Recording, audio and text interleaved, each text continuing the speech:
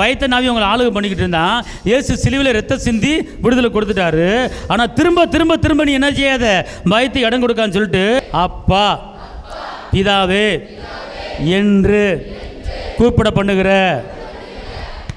பிள்ளைங்கிற அதிகாரத்தை, பிள்ளைங்கிற புத்திர சுவீகாரத்தின் ஆவிய எனக்கு கொடுத்திருக்கிறாரு. அவர் ஆவி எனக்குள்ள, அதனால் பயப்பட மாட்டேன். இங்கேங்களேன், ஒரு நல்ல காரியம் தெரிஞ்சு கொள்ளுங்க. நீ என்னை அப்பான்னு கூப்பிடு மகளே அப்படின்னு சொல்லி ஒரு ஆவியை உங்களுக்கு கொடுத்துட்டார். ஆமென். புரியுதுங்களா உங்களுக்கு? நம்ம அப்பா பாருங்கள் எப்படிப்பட்ட ஒரு காரியத்தை கொடுத்துருக்கிறார். ஆனால் இன்றைக்கி நம்ம தேவையில்லாத காரியத்தை குறித்து கலங்கிட்டு இருக்கோம், பயந்துக்கிட்டு இருக்கோம். தயவுசெய்து எந்த காரியத்தை குறித்தும் கலங்க வேணாம், பயப்பட வேணாம். எல்லாமே அவருக்கு தெரியும். புரியுதுங்களா? அதனால் இப்படிப்பட்ட வார்த்தைகளை பேசுங்க. அவர் என்ன சொல்கிறாருன்னா, திரும்பவும் திரும்ப என்ன அர்த்தம், ஏற்கனவே பயந்து போய் இருந்தீங்க. ஆனால் இப்போ பயத்தின் ஆவியை சிலுவையில் ரத்தத்தை சிந்தி என்ன பயத்தின் ஆவியை முறியடிச்சிட்டார். ஆனால் திரும்பி நீ பயத்துக்கு என்ன செய்யாத, இடம் கொடுக்காத.